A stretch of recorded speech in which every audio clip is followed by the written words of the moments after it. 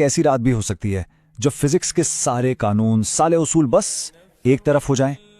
एक ही रात में एक ऐसा सफर जो हमारे तसव्वुर से भी कहीं आगे का है। जी हां, आज हम बात करने वाले हैं उसी एक हैरत अंगेज सफर की। इसकी गहराइयों में उतरेंगे। सोचें जरा, क्या हो अगर एक रात में वक्त और फासला सब कुछ बेमानी हो जाए।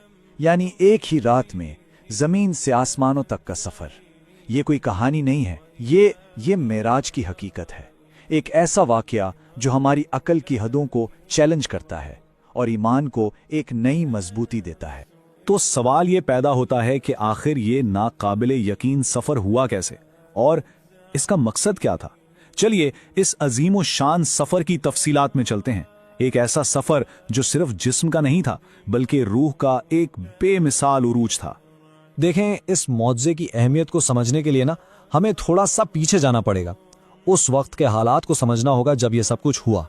यह कोई आम सा वक्त नहीं था, बल्कि ये नबी अकरम सल्लल्लाहु अलैहि वसल्लम की जिंदगी का शायद सबसे मुश्किल दौर था।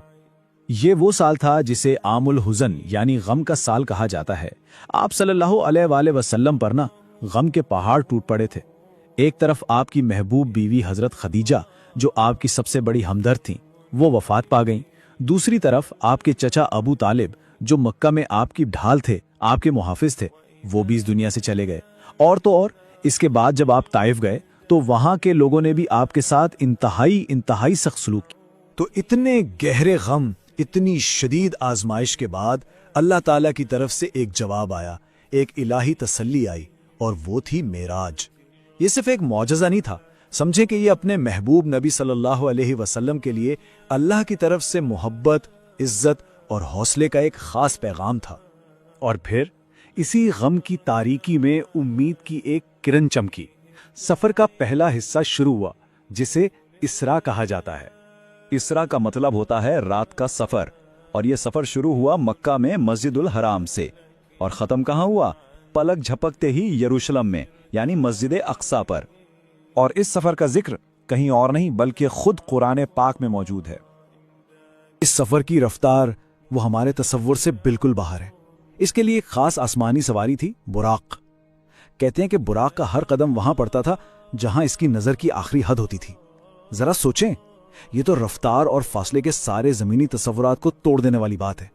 अब मस्जिद अक्सा पहुंचकर जो मंजर था वो तो कमाल ही था।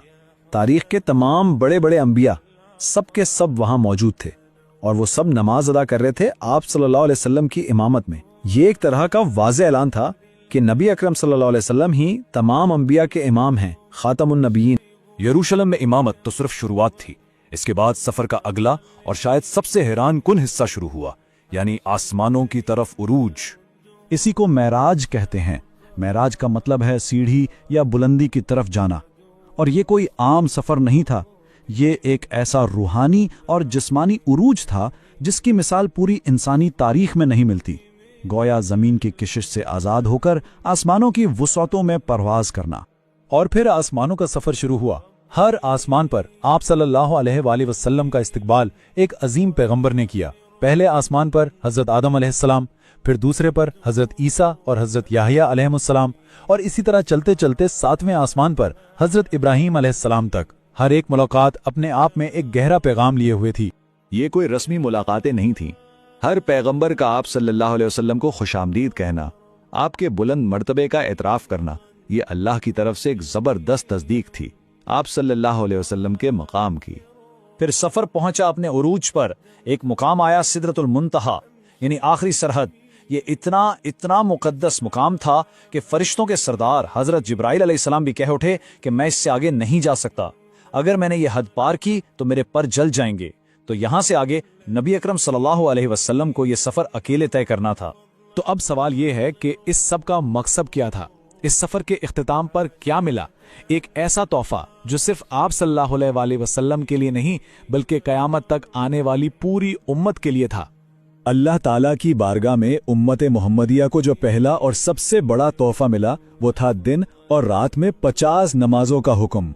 अब जब वापसी हुई तो छठे आसमान पर हजरत मूसा अलैहिस्सलाम से फिर मुलाकात हुई। उन्होंने जब 50 नमाजों का सुना तो अपनी उम्मत के तजर्बे की बुनियाद पर बड़े फिक्रमंद हुए। और उन्होंने बहुत हमदर्दी से मशवरा दिया कि आप वापस जाएं और अल्लाह ताला से इसमें कमी की दरख्वास्त करें, क्योंकि आपकी उम्मत के लिए ये बहुत मुश्किल हो जाएगा। तो नबी अकरम सल्लल्लाहु अलैहि वसल्लम बार बार अल्लाह की बारगाह में हाजिर होते रहे और हर बार तखफीफ होती रही। आखिरकार अल्लाह ताला ने अपनी बेपनाह रहमत से 50 नमाजों को कम करके 5 कर दिया। लेकिन यहाँ अल्लाह की रहमत का एक और कमाल देखें। अमल में तो हो गई 5 नमाजें, लेकिन अज्र पूरे 50 का ही रखा गया, यानी अदा 5 करें और सवाब 50 का पाएं। सुभान अल्लाह। अच्छा, नमाज के साथ साथ ना 2 और बड़े कीमती तोहफे भी इस रात मिले।